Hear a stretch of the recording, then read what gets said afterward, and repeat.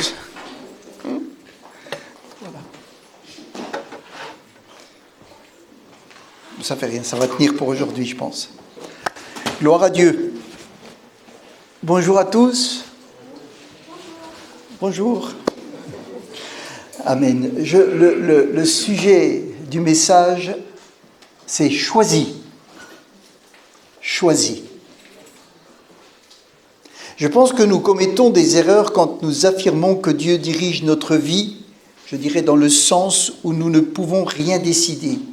Tout est tracé d'avance. Et qu'il conduit toutes nos décisions. Je pense que c'est une erreur. C'est une erreur. Dieu ne nous force pas à lui obéir. Dieu ne nous force pas à lui obéir. Dieu ne nous force pas à lire sa parole. On est d'accord ? Est-ce que vous avez déjà vu le Seigneur avec un coup de bâton venir vous rappeler que vous n'avez pas lu ou que vous ne vous êtes pas nourri de sa parole? Non. Non. Il ne nous oblige pas à prier. Il ne nous oblige pas à travailler dans son royaume.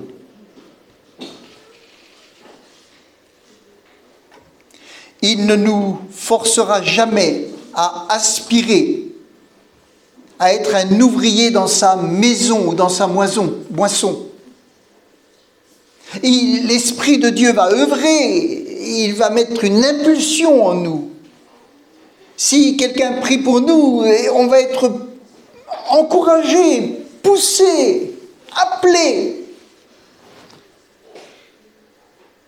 mais pas forcé.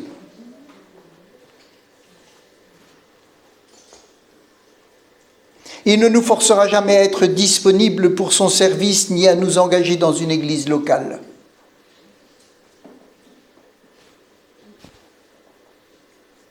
Il y a des gens qui font leur vie chrétienne chez eux, avec une tablette ou un grand écran de télévision. Et Dieu ne les forcera pas.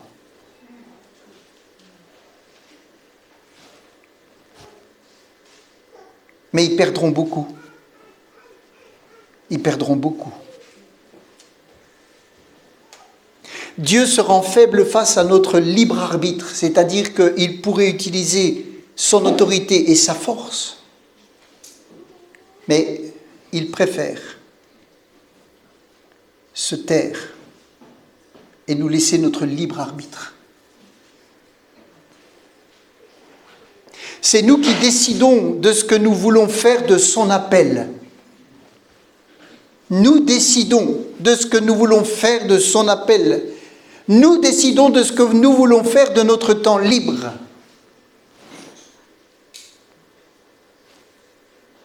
C'est nous qui choisissons de nous mettre à son service nos talents.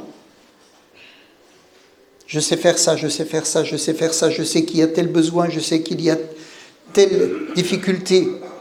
Je choisis ou je ne choisis pas, ou je choisis de ne pas choisir.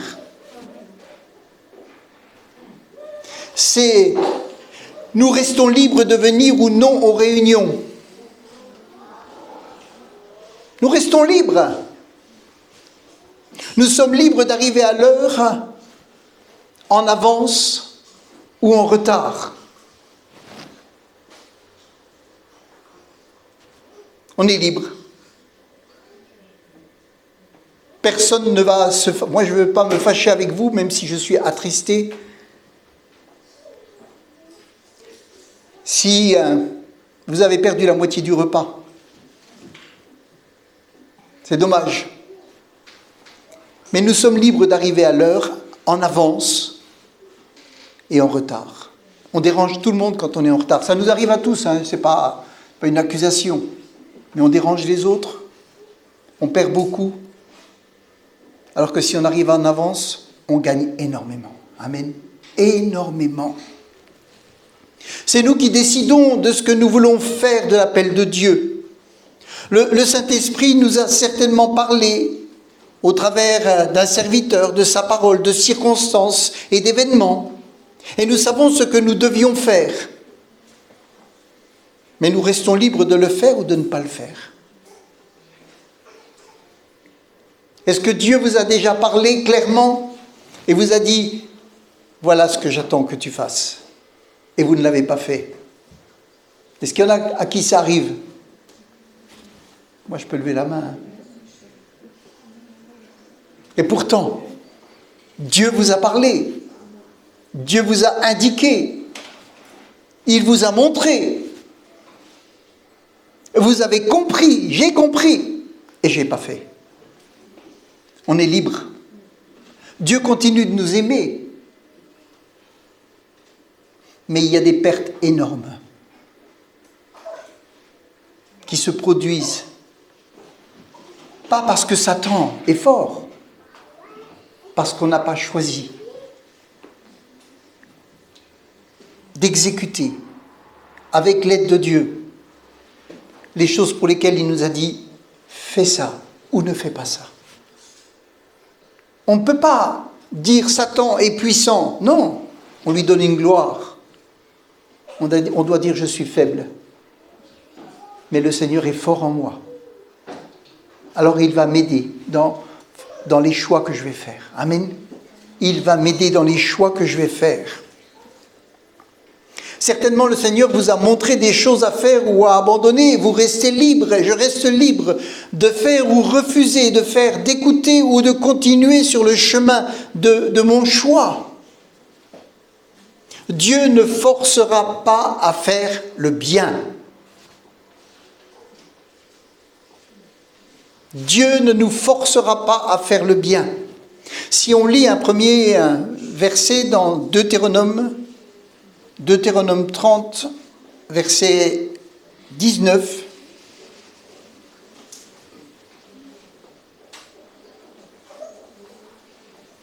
Je prends aujourd'hui le ciel et la terre. Je prends aujourd'hui à témoin, contre vous le ciel et la terre. J'ai mis devant toi la vie et la mort, la bénédiction et la malédiction. Choisis. Amen. Choisis la vie. Choisis la vie. Il n'est pas dit « je t'oblige à choisir la vie ». Il est dit « choisis la vie ». Amen. Choisis la vie afin que tu vives. Toi et ta postérité pour aimer l'Éternel, ton Dieu, pour obéir à sa voix et pour t'attacher à lui. Car de cela dépend ta vie et la prolongation de tes jours. Tes choix entraînent la bénédiction. Choisis la vie. Ça entraîne la bénédiction. Ça entraîne, il leur dit là, la prolongation de tes jours. Et c'est ainsi que tu pourras demeurer dans le pays que l'Éternel a juré de donner à tes pères, Abraham, Isaac et Jacob. Amen. L'appel est au choix, à des décisions sages, à comprendre où se trouve la vie, à comprendre où se trouve la bénédiction. Et dans la Nouvelle Alliance, le Seigneur nous dit des choses en tant qu'Église et des choses individuellement.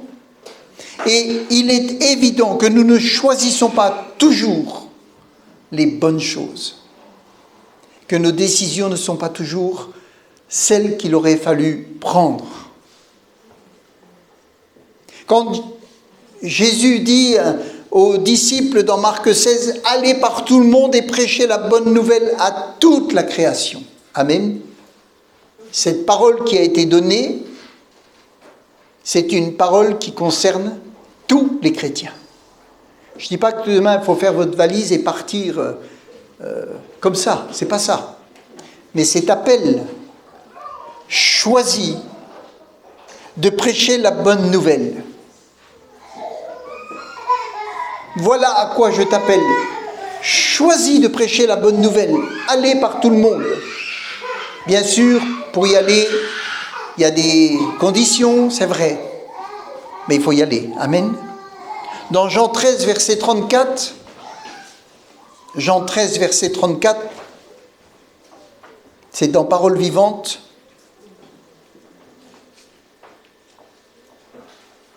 Jean 13, verset 34, il est dit, je vous donne,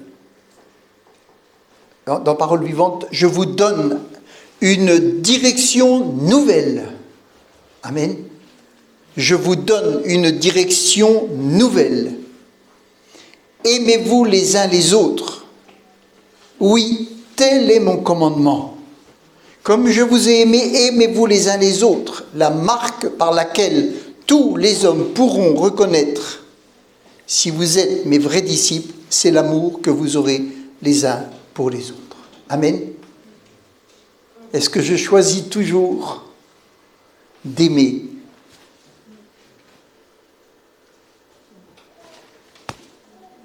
C'est un commandement, c'est vrai, mais est-ce que je choisis de rentrer dans cette vision de Christ qui dit que les gens qui ne connaissent pas Christ nous reconnaîtront comme des vrais disciples parce que nous nous aimons les uns les autres. On ne fait pas toujours ce choix-là, parce que c'est un choix qui dérange quelquefois. C'est un choix qui amène à laisser de côté notre confort, quelquefois même quelques ambitions. C'est des choix qui nous emmènent à fermer notre bouche. Vous savez, le mors qui est mis dans la bouche des chevaux, il est au-dessus de la langue. Et le mors permet de diriger. Il faut que le mors soit au-dessus de la langue. Je choisis que le mors soit au-dessus de ma langue. Amen. Dans 1 Pierre 3, verset 9, il est dit, 1 Pierre 3, 9, il nous est dit, ne rendez point mal pour mal ou injure pour injure. Bénissez au contraire, car c'est à cela que vous avez été appelés, afin d'hériter, quoi ? La bénédiction. Je suis béni parce que j'appartiens à Christ, oui. Mais il y a des bénédictions qui sont héritées. Il est dit, ne rendez point mal pour mal ou injure pour injure. Bénissez au contraire, car c'est à cela que vous avez été appelés, afin d'hériter la bénédiction. Amen. Est-ce que je choisis toujours de ne pas rendre mal pour mal ou injure pour injure? Je ne dis pas que celui qui a choisi et qui n'a pas réussi, ce n'est pas la même chose que quelqu'un qui a choisi de dire « je ne te louperai pas ». Ça, c'est pas pareil. Mais c'est un choix. Frères et sœurs, je crois que Dieu nous parle, nous interpelle, nous encourage à un chemin de bénédiction, qu'il a des projets, un avenir, mais c'est nous qui gardons le libre arbitre de nos choix, de nos décisions. Quand Jésus s'est trouvé devant la femme adultère, il ne l'a pas condamnée. Il lui a simplement dit « va et ne pêche plus ». Amen. Il l'a protégée en donnant une telle parole que celui qui n'a jamais péché jette la première pierre. Et toute la colère qui était là contre cette femme, parce qu'elle avait péché, et parce que la loi disait que dans une telle situation, elle devait être lapidée, Jésus prend la décision de montrer que dans la nouvelle alliance, la grâce est là. Il préparait le chemin de la croix. Cette femme, il lui dit, va et ne pêche plus, c'est-à-dire choisis Aujourd'hui que je t'ai délivré de la mort, je t'ai délivré de la condamnation, et j'ai fait un acte qui va m'emmener sur la croix. Choisis de me servir. Choisis de rentrer dans la direction où tu regardes à moi et tu marches avec moi. Ah, dans son cœur, il y a certainement eu une multitude de paroles. Oui, mais regarde, tu vas recommencer. Oui, mais regarde, si tu l'abandonnes, celui-là, qu'est-ce qui va se passer? Et regarde, ton mari, qu'est-ce qu'il va dire? Jésus lui dit, fais simplement le bon choix. Fais simplement le bon choix. Pour le reste, je m'en occupe. L'Esprit de Dieu est avec nous. Mais si nous faisons les bons choix, c'est lui qui œuvre. Amen. C'est lui qui permet les miracles. Nos choix ont vraiment une importance.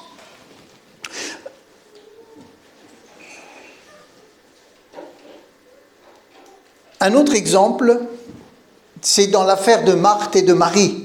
Marthe voulait que Jésus impose à Marie de se lever pour servir. Elle est arrivée avec énergie. Je ne sais pas si elle était grande ou petite, mais elle est arrivée avec énergie, avec 2 casseroles dans la main, ou la serpillière, je ne sais pas quoi, ou le chiffon pour faire le ménage.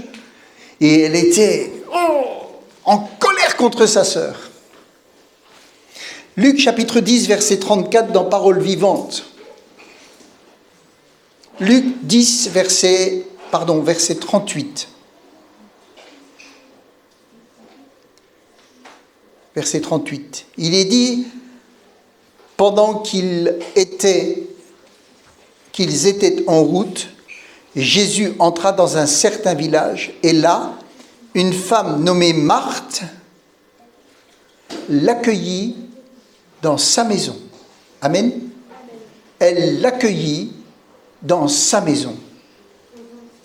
Elle avait une sœur appelée Marie. Celle-ci s'assit aux pieds de Jésus pour écouter ce qu'il disait. Pendant ce temps, Marthe s'affairait. Elle se laissait absorber par les multitudes, je ne sais pas si j'ai bien dit, de travaux domestiques, c'est ça? Brusquement, elle vint dire à Jésus, « Maître, cela ne te dérange pas de voir que ma sœur me laisse faire le travail toute seule ?» Elle coupe la conversation, hein? Elle coupe la conversation, elle casse, je dirais, l'ambiance, on va dire. Et elle interpelle Jésus.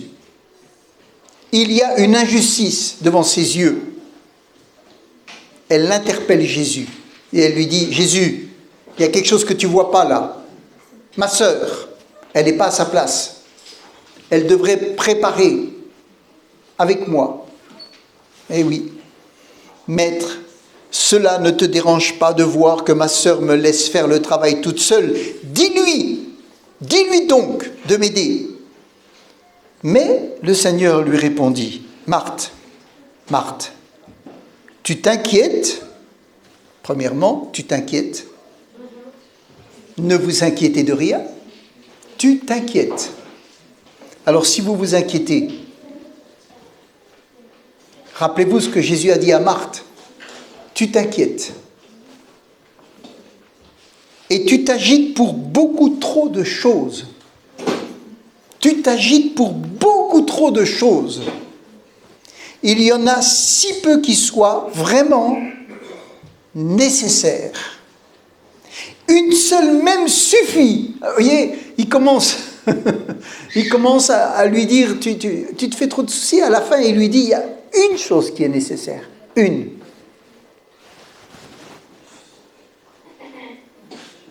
Une seule chose suffit. Et là, c'est le coup de grâce.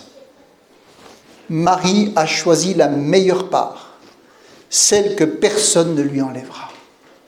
Marie a choisi. Amen. Elle a choisi. Dans la circonstance dans laquelle ils étaient, elle a fait un choix.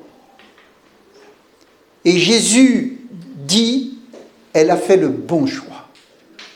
Ça ne veut pas dire que quand on sera parti, elle ne doit pas t'aider. Dans la circonstance dans laquelle nous nous trouvons, là, elle a fait le bon choix. Amen. Parce que vous ne mourrez pas toujours. Parce que l'enseignement que je donne là, ce que je suis en train d'expliquer, ce sont des paroles de vie. Peut-être que ce qu'elle va recevoir là va l'aider dans les 10 ans à venir. L'instruction qu'elle va recevoir là, ça va lui donner une base pour toute sa vie. Elle a choisi la bonne part. Amen. Je pense que Jésus n'avait pas l'intention de casser Marthe, mais de l'enseigner. Il voulait lui donner un enseignement. Amen. Je crois que ceux qui décident d'arriver avant l'heure au culte font un bon choix. C'est vrai, ils font un bon choix. Ceux qui décident que coûte, ils viendront à la réunion sauf urgence, vraiment imprévu, ils font le bon choix. Amen. Ils font le bon choix. Parce que Jésus le dit, il y a des moments, il y a des circonstances, il y a des temps dans la vie qui sont réservés pour le Seigneur. Amen. On a toute la semaine pour les activités. Il y a des temps qui sont réservés pour Christ. Des temps qui sont réservés pour les choses d'en haut et pour une communion ensemble. Marie a choisi la meilleure part ou la bonne part, celle que personne ne pourra lui enlever. L'enrichissement spirituel, la connaissance des choses d'en haut, ce qui sera imprimé dans son cœur, personne ne pourra lui enlever. Regardez ce qui s'est passé là, j'ai écouté, il y a des gens qui ont encore perdu leur maison avec des orages. Tout leur a été enlevé, tout. En une nuit, en quelques heures, les voitures sont balayées, les maisons sont enlevées. Tout peut être enlevé, mais celui qui a reçu Jésus dans son cœur, même s'il ne se retrouve sans rien, ça ne lui sera pas enlevé. Amen. La vie éternelle ne lui sera pas enlevée.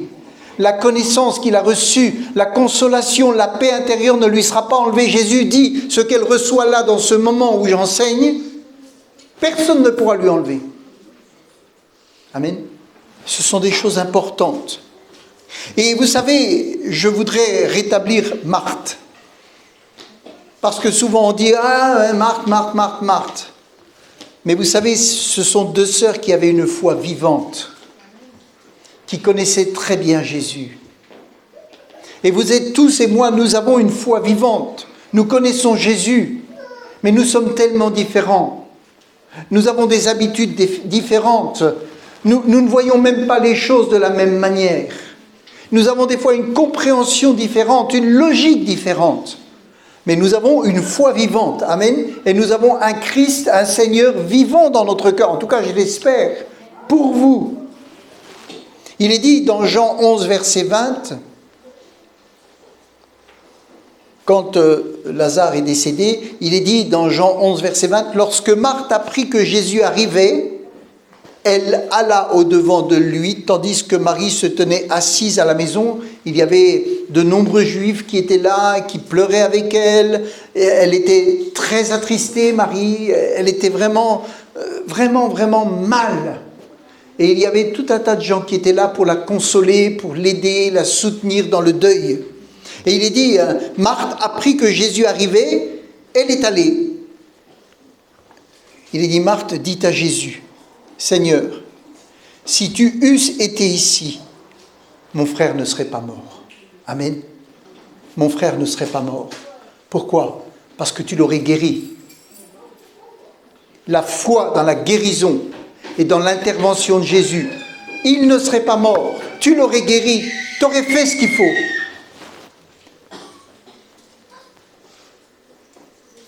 Mais maintenant même, je sais que tout ce que tu demanderas à Dieu, Dieu te l'accordera. Je ne sais pas ce qu'elle avait dans la tête. Mais elle dit, tout ce que tu demanderas à Dieu, Dieu te l'accordera. Je ne sais pas ce que c'est comme parole, mais c'est quand même une parole de foi. Oui ou non? Cette Marthe qui faisait le ménage et qui va crier contre Jésus ou contre sa sœur, indirectement en parlant à Jésus, c'est une femme de foi. C'est une femme qui connaît Christ. Amen.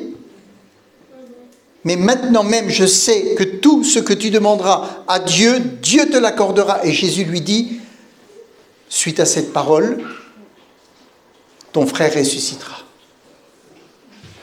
Tu es en train de me dire que, indirectement, que si je prie, il peut revenir à la vie. Tout ce que Dieu, tu demanderas au Père, te sera accordé. Ça veut dire, peut-être elle n'a pas osé le dire, mais elle avait la foi dans son cœur. Et Jésus lui dit, ton frère ressuscitera. Vous vous rendez compte? La parole qu'elle dit entraîne la réponse. La prière que vous faites, frères et sœurs, entraîne la réponse. La foi que vous avez, la détermination que vous avez, le choix que vous faites, entraîne la réponse. Ce que Jésus entend de cette femme lui fait dire, ton frère ressuscitera. Amen. Je sais, lui répondit Marthe, qu'il ressuscitera à la résurrection, au dernier jour. Et Jésus lui dit, je suis la résurrection. Il n'y a pas besoin du dernier jour. Je suis la résurrection. Il reste dans la lancée de ce qu'elle a dit. Il reste dans la lancée de son élan. C'était une femme, vous savez, à mon avis, c'était une femme qui, boum, elle y allait. Hein. Elle y allait. Vu comme elle a été avec Jésus, je pense que c'est une femme qui fonçait. Alors, des fois ça fait des dégâts. Hein. Mais c'était une femme qui fonçait et une femme de foi. Je suis la résurrection et la vie. Celui qui croit en moi vivra, quand même il serait mort. Il vivra quand même il serait mort. Et dans la tête de Marie, Lazare croyait en toi. Il est mort, même s'il est mort, il vivra. Et elle se projetait dans la résurrection, après. Et il lui dit, quand même il serait mort, il vivra. Et quiconque vit et croit en moi ne mourra jamais. Crois-tu cela? Crois-tu cela? Et elle répond, oui Seigneur, je crois que tu es le Christ, le Fils de Dieu qui devait venir dans le monde. Elle a la révélation que beaucoup de Juifs n'avaient pas ou ne croyaient pas. Elle dit, mais je sais, tu es le Christ, le Fils de Dieu, du Dieu vivant, et tu es là pour faire l'œuvre. Amen. C'était pas une femme de foi, ça? C'était pas une femme de conviction? Est-ce que c'était pas une femme de la parole? Est-ce que c'était pas une femme déterminée? Je vous rappelle que si Marthe s'est mise aux pieds de Jésus, c'est parce que Marie a invité Jésus dans sa maison. N'oublions pas ça. Marthe invite Jésus, l'accueille, il rentre, il commence à exhorter, Marie s'assoit. Amen.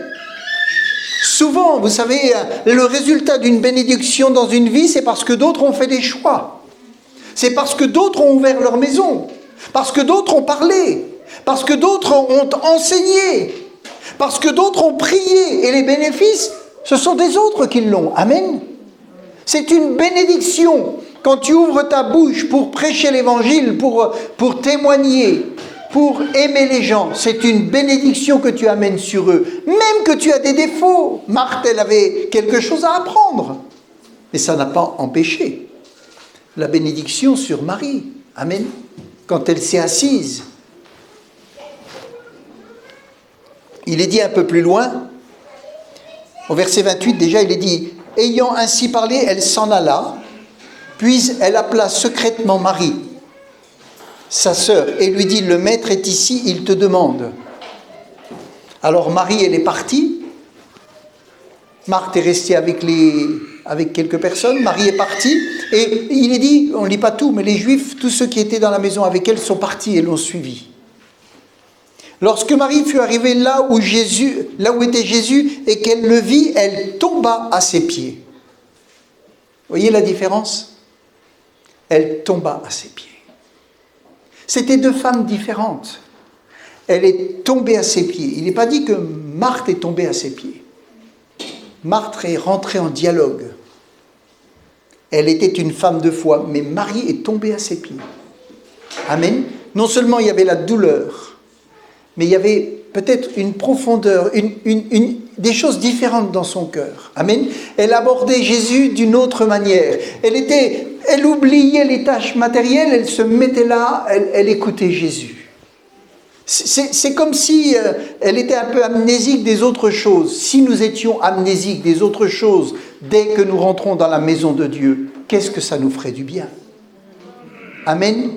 Qu'est-ce que ça nous ferait du bien d'être amnésique sur toutes les choses matérielles et d'être comme Marie, prostrée devant Jésus pour écouter sa parole. Alors peut-être que la réunion durerait plus longtemps, peut-être que ça poserait quelques petits problèmes, mais quel bénéfice! Quel bénéfice! Apprenons de Marie. Apprenons de Marie. Mais apprenons aussi de Marthe, parce que Marthe a ouvert sa maison. Amen. Et si Marthe n'ouvre pas sa maison, Marie ne reçoit pas la parole. Et Jésus va dire, ôtez la pierre. Et Marthe, la sœur du mort, elle qui était dans le raisonnement, tout en étant une femme de foi, elle est dans le raisonnement. Et je dis, il faut aussi des gens qui soient dans le raisonnement, parce qu'autrement, vous savez, rien ne se fera non plus. Dieu ne nous a pas donné un cerveau pour ne rien en faire. Elle dit à Jésus, Marthe, la sœur du mort, lui dit, Seigneur, il sent déjà, car il y a 4 jours qu'il est là. Elle se dit, mais qu'est-ce qui se passe là? Elle est dans le raisonnement. Elle dit, mais si la pierre est roulée, une odeur va sortir. Tout le monde va s'en aller.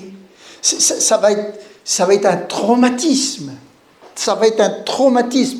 Jésus lui dit, il lui rappelle la conversation qu'il a eue avec elle avant. Et il lui dit, ne t'ai-je pas dit que si tu crois, tu verras la gloire de Dieu? Il lui rappelle. C'est ça que fait le Saint-Esprit, c'est qu'il vient nous rappeler les choses qu'on a reçues. Amen. Au bon moment, il vient et il nous dit, rappelle-toi du temps que tu as passé avec Jésus, rappelle-toi de ce que tu as lu l'autre jour, rappelle-toi de la prédication de l'autre jour, rappelle-toi. Il lui dit, rappelle-toi, ne t'ai-je pas dit que si tu crois, tu verras la gloire de Dieu? Ils ôtèrent donc la pierre et Jésus leva les yeux en haut, etc. Père, je te rends grâce de ce que tu m'exauces toujours. Pour moi, je savais que tu m'exauces toujours, mais j'ai parlé à cause de la foule. Quelle prière courte. Il dit, je ne la fais même pas entre toi et moi, parce que je sais que tu réponds. Je le fais pour qu'ils comprennent, pour qu'ils entendent. Amen. Pour qu'ils aient la foi. Et il dit, Lazare, sors. Donc pour moi, ces deux femmes avaient la foi et connaissaient vraiment qui était le Christ. Et elles servaient le Christ avec des natures différentes. Et l'une devait apprendre et l'autre devait apprendre. Amen. Et je crois que la communion fraternelle nous fait nous enrichir, apprendre les uns des autres. Et il y a des gens qui sont forts dans un domaine. Et c'est le domaine où nous sommes faibles. Et nous sommes là à devoir apprendre de ce qui est fort dans l'autre. Nous compléter, amen, afin de pouvoir suivre ensemble un chemin de victoire. Et je pense que ces deux femmes, ces deux sœurs se complétaient. Amen. Alléluia. Elles étaient aimées de Jésus. C'est une famille qui était aimée de Jésus. Je ne crois pas que Marie ne faisait rien dans la maison, mais la présence de Christ la fascinait et dans ces moments-là, elle oubliait le reste. Amen. Marthe devait apprendre à saisir ces moments précieux de communion. Personne n'a obligé Marthe à offrir sa maison pour recevoir Jésus et ses disciples. C'est un choix. C'est un choix. Amen. Mais quel bénéfice! Il est dit dans Luc chapitre 8 que des femmes, Jeanne, femme de Chuza, intendante d'Hérode, Suzanne et plusieurs autres qui l'assistaient, elles assistaient Jésus de leurs biens. Personne ne les obligeait. Personne ne vous oblige à donner votre dîme. Vous pouvez la garder à la maison. Vous pouvez en faire ce que vous voulez. Personne ne vous oblige. Il est dit que ces femmes-là, elles assistaient Jésus de leurs biens. Peut-être qu'avec le rôle qu'elles avaient, il était difficile pour elles d'assister à toujours. Mais en tout cas, ce qu'elles pouvaient faire, elles le faisaient. Elles avaient choisi d'assister Jésus. Amen. Dans Jean 14, verset 12, il est dit, Jean 14, verset 12, il est dit, « Vraiment, je vous l'assure, celui qui croit fermement en moi accomplira lui-même les œuvres que je fais. » Celui qui croit fermement en moi, il accomplira les œuvres que je fais. Amen. Et même, il en fera de plus grandes parce que je retourne vers mon Père. Les œuvres, ce sont des actions, des tâches, un ouvrage, un travail. Le mot œuvre veut dire tout cela. Il ne veut pas dire simplement prier. Jésus n'était pas dans la montagne en train de prier jour et nuit. Non, il prenait des temps pour prier. Puis après, il allait en action sur le terrain, auprès des gens malades, de ceux qui avaient besoin d'entendre l'évangile. Il passait beaucoup de temps avec les gens qui avaient besoin de guérison, d'entendre l'évangile, peut-être de revenir à l'essentiel, peut-être d'être dépollué par plusieurs siècles de légalisme. Parce qu'il faut comprendre que Dieu n'a pas parlé pendant un temps avant la venue de Jésus. Ces gens ils avaient besoin de retrouver le chemin de la vérité, de l'essentiel. La religion était devenue presque... Il est dit que des pharisiens, c'était des tombeaux blanchis. Et c'est eux qui enseignaient. Donc les gens avaient besoin de retrouver la vie, l'essentiel, la parole. Jésus a passé beaucoup de temps avec ses disciples. Il a passé beaucoup de temps à guérir les malades. Il a passé beaucoup de temps à enseigner. Et tous les gens qui choisissaient de prendre du temps pour suivre Jésus, vous savez, c'était, à mon avis, quand même un drôle de sacrifice. Ils n'y allaient pas en voiture, en métro. Ils y allaient à pied. Et ça leur prenait beaucoup de temps. Quand ils étaient avec Jésus, ils n'étaient pas à la maison. Le travail ne se faisait pas. Mais le choix qu'ils faisaient leur amenait une bénédiction éternelle. Amen. Éternelle. Pour chaque jour, Dieu a un plan et une bénédiction. Amen. Et chaque jour, Satan a un plan. Détruire le plan de Dieu dans notre vie.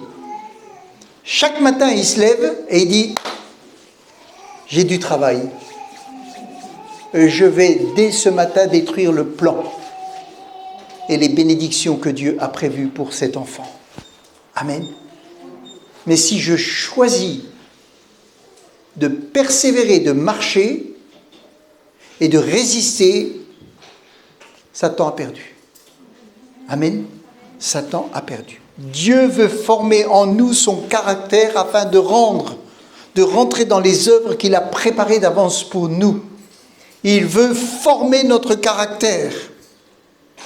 Et vous savez, il est dit dans les psaumes, psaume 133, il est dit au verset 1, un cantique des degrés de David, voici ô qu'il est agréable, qu'il est doux pour des frères de demeurer ensemble.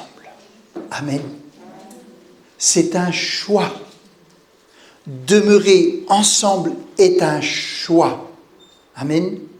Ce n'est pas une obligation, mais qu'il est doux, qu'il est bon de demeurer ensemble.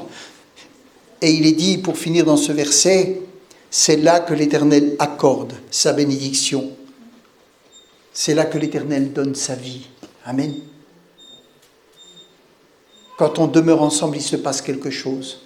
Dieu se plaît quand son peuple est réuni. Alléluia. Alléluia. Dans Luc 14, verset 16, Luc chapitre 14, verset 16, Jésus donne une parabole. Luc 14, verset 16, il est dit, Jésus répondit, un homme donna un grand souper et il invita beaucoup de gens. À l'heure du souper, il envoya son serviteur dire aux conviés, venez, car tout est déjà prêt. Mais tous unanimement se mirent à s'excuser. Le premier lui dit, j'ai acheté un champ et je suis obligé d'aller le voir. Excuse-moi, je te prie. Un autre dit, j'ai acheté 5 paires de bœufs et je vais les essayer. Excuse-moi, je te prie. Un autre dit, je viens de me marier et c'est pourquoi je ne puis aller. En tout cas, ils ont tous choisi de décliner l'invitation. Ils ont dit, mon choix, c'est mes bœufs, c'est mon mariage, c'est... voilà. Et cette parole est souvent utilisée pour annoncer l'évangile, pour dire que Jésus nous appelle au salut, mais qu'on peut choisir de ne pas répondre à son appel. Mais je crois que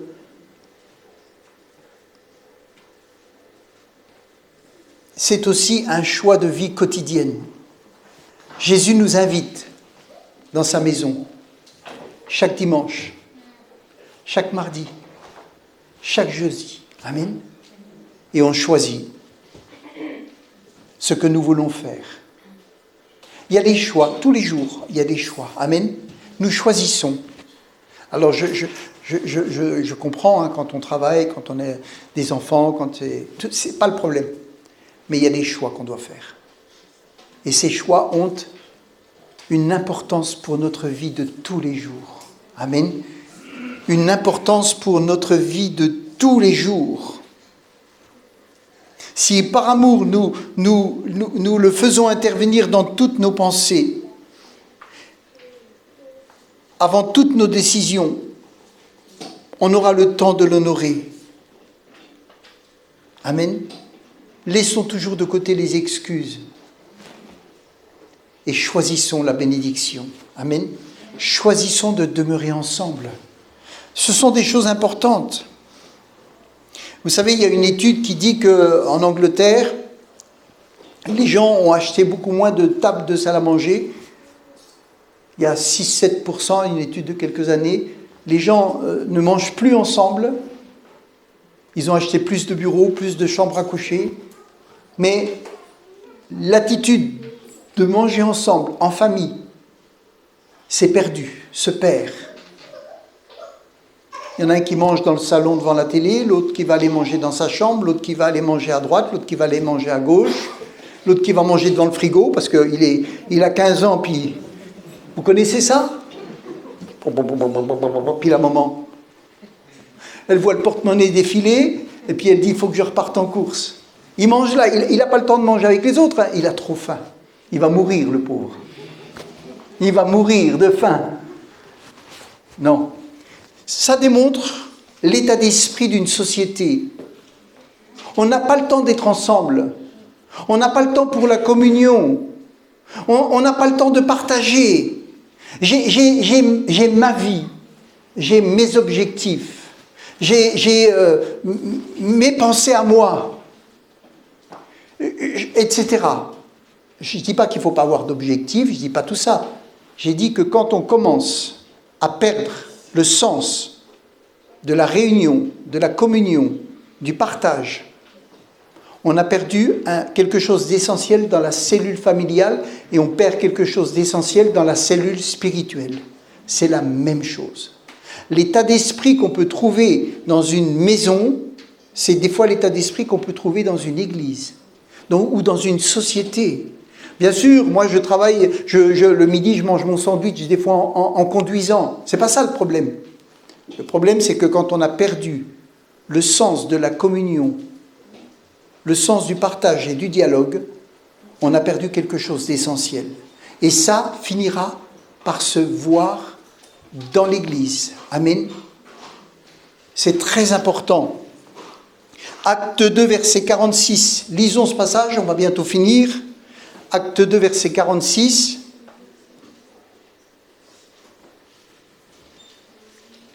Acte 2, verset 46. Il n'y avait pas de trottinette électrique. D'accord? Il n'y avait pas de voiture. Il n'y avait pas la connexion 5G, ni la 4G, ni la 3G, ni la 2G, ni la 1G. Hein? Il n'y avait pas les tablettes. Il n'y avait rien. BM double pied. Voilà, il y avait la BM double pied, c'est tout. C'était la seule marque de voiture. Mais il est dit, ils étaient chaque jour tous ensemble, assidus au temple. Amen. Ils rompaient le pain dans les maisons et prenaient leur nourriture avec joie et simplicité de cœur, louant Dieu et trouvant grâce auprès de tout le peuple. Et j'ai fait un parallèle. Ils étaient chaque jour tous ensemble assidus au temple, et il est dit après, et le Seigneur ajoutait chaque jour à l'église. On dirait que ça va un peu ensemble. Je suis chaque jour assidu au temple, je ne dis pas tous les jours maintenant, parce que voilà, il n'y a pas de réunion tous les jours, mais à la mesure où je suis assidu au temple, où l'état d'esprit, c'est la maison de prière. Amen. C'est une maison de prière. Ce n'est pas une maison du dimanche, c'est une maison de prière. Et il est dit, étant assidu au temple pour prier, être en communion, le Seigneur ajoutait en même temps, chaque jour, c'est comme si l'un permettait l'autre. Amen. L'un permettait l'autre. Il est dit qu'ils étaient trouvant grâce auprès du peuple. Ça veut dire qu'ils ne s'étaient pas enfermés dans une salle ou dans une maison et qui passaient leur temps à prier sans être en contact avec les autres. Non, pas du tout. Pas du tout. Mais ils étaient fervents ensemble dans les temps de prière. Ils étaient reconnus du peuple. Et le Seigneur dit, « Ah, votre fidélité me permet d'ajouter, vos prières quotidiennes me permettent d'ajouter chaque jour à l'Église ceux qui sont sauvés. Parce qu'ils ont été bouleversés par votre attitude. Ils sont bouleversés parce que mon esprit travaille avec vous. Amen. Ils sont bouleversés parce que je veux les sauver et parce que vous avez comme objectif d'aller par tout le monde et d'annoncer la bonne nouvelle à toute la création. Donc Dieu travaille en association avec nos choix. Ça, ce sont des choses importantes. Et le Seigneur ajoutait chaque jour ceux qu'il sauvait. La communion fraternelle et le dialogue ne sont pas une perte de temps. Les temps de prière ne sont pas une perte de temps. Amen. 1 Timothée 5, verset 10. Il y avait le problème des veuves qui avaient besoin d'être soutenues. Il n'y avait pas le RSA, RMI, RTT, enfin je ne sais pas quoi. Il n'y avait pas tout ça. Hein. Et il est dit, pour être inscrit sur la liste, 1 Timothée 5, 9, pour être inscrit sur la liste des veuves, je ne sais pas si je n'ai pas pris dans Parole vivante, mais enfin, de l'Église, entre parenthèses, une femme doit être âgée d'au moins 60 ans et doit avoir été l'épouse fidèle d'un seul mari. Elle devra jouir d'une bonne réputation, qu'elle se recommande par sa conduite et par ses œuvres. Amen.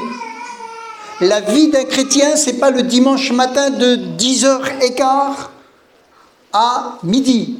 La vie d'un chrétien, ce sont les œuvres qu'il pratique jour après jour, les bonnes œuvres que Christ a préparées d'avance. Amen. Il sera reconnu. Là, ces femmes, il est dit, qu'elle se recommande par sa conduite et ses œuvres, qu'elle ait bien élevé ses enfants, ouvert sa maison aux étrangers, rendu des services les plus humbles aux chrétiens, secouru les malheureux, assisté les affligés. Petit point, en un mot, il faut qu'elle ait saisi toutes les occasions de faire du bien, pratiquer toutes sortes d'actions bonnes. Ça coûtait très cher. C'était pris en charge par l'Église. De nourrir, d'entretenir, de secourir ces femmes qui se retrouvaient veuves, en grande difficulté. Mais les critères, ce n'était pas simplement qu'elles soient veuves, c'est qu'il y ait eu une vie, qu'elles aient une vie active, reconnue, prouvée. Amen. Et elles avaient droit à ce moment-là au soutien de l'Église. Donc, voyez, c'est pas simplement « Merci Seigneur, je t'aime ». C'est pas ça la vie chrétienne. C'est vraiment un engagement. Ce sont des choix. Amen. Ce sont des choix. Et ces choix-là ont des conséquences. Quel mode de vie choisis-tu pour toi et ta famille? Quel temps vas-tu consacrer pour la communion fraternelle avec tes frères et sœurs?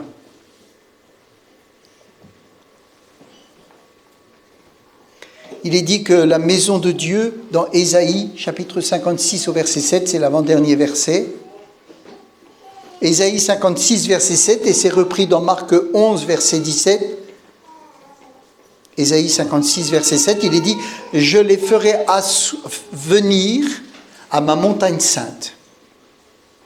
Je les réjouirai au temple où on me prie. » Amen.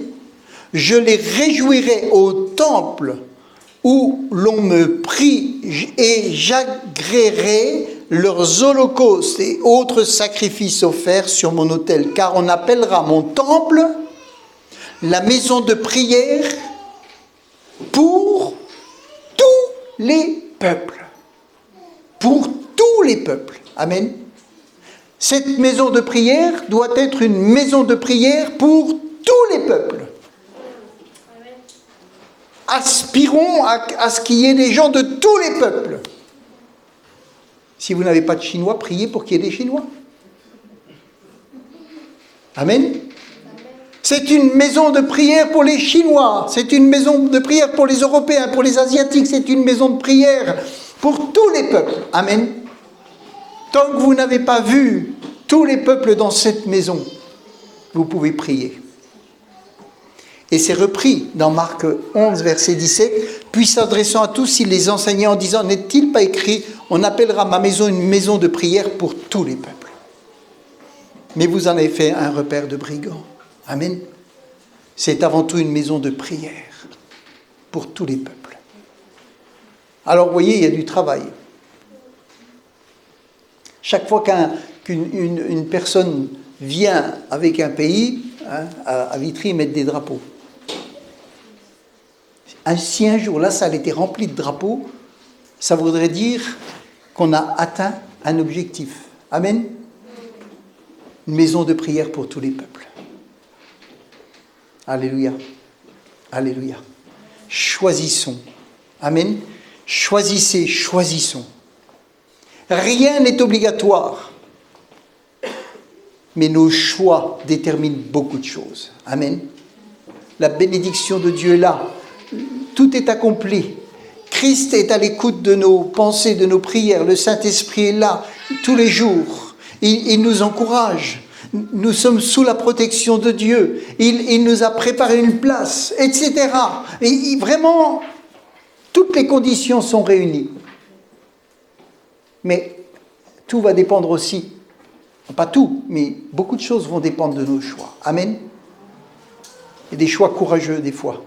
Et je me réjouis parce que je vois des jeunes qui prennent des positions, je vois des gens qui prennent des décisions.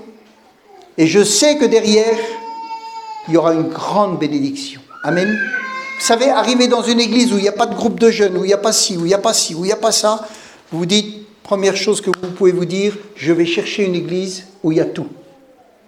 Comme ça, je m'assois et je bénéficie.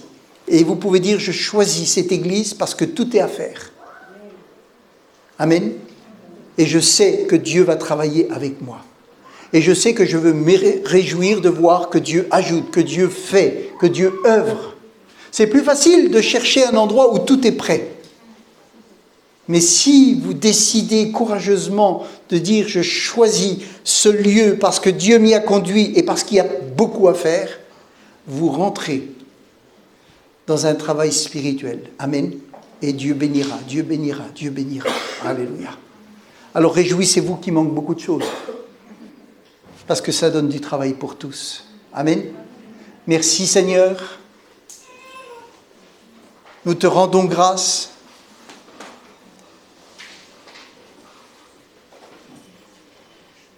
Parce que sans toi, nous ne pouvons rien faire. Parce que tu nous as aimés le premier. Parce que nos vies sont richement bénies. Parce que tu as porté tous nos péchés. Parce que la malédiction n'est plus sur nous. Parce que nous sommes enfants de Dieu, choisis. Parce que tu es venu dans nos cœurs. Parce que tu nous as donné ton nom et ton esprit. Parce que tu nous as donné la vie.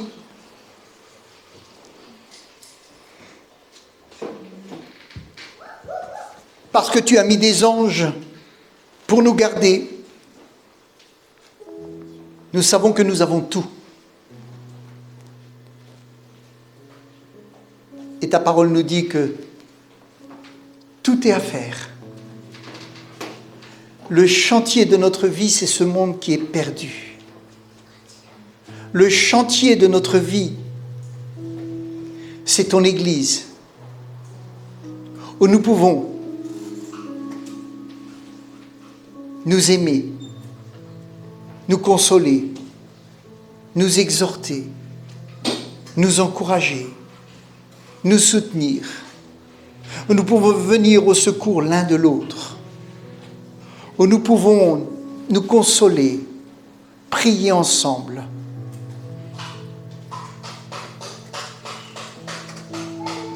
Où nous pouvons nous accorder sur des projets. Seigneur, tout est fait, tout nous est donné pour que l'on puisse te permettre d'ajouter chaque jour à l'Église ce que tu veux sauver, ce que tu sauves.